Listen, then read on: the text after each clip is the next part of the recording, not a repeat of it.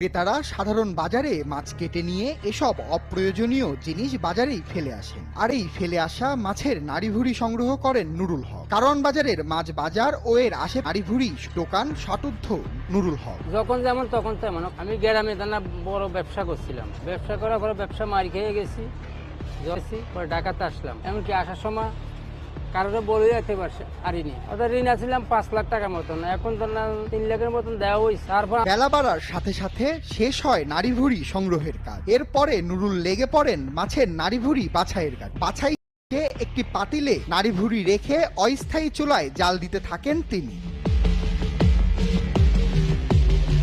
নুরুলের করা কাজটি সহজ নয়, খুব কৌশলে জ্বালাতে হয় মাছের নাড়িভুড়ি, আর খেয়াল রাখতে হয় পাতিলে থাকা বস্তুর দিকে। 1 ঘন্টা থেকে 1.5 ঘন্টা জালের পর তৈরি হয় মাছের তেল। তখন পাতিল থেকে খুব যত্নে তেলগুলোকে ঢেলে দেওয়া হয় আলাদা পাতিলে এবং অবশিষ্ট অংশ ফেলে দেওয়া হয়।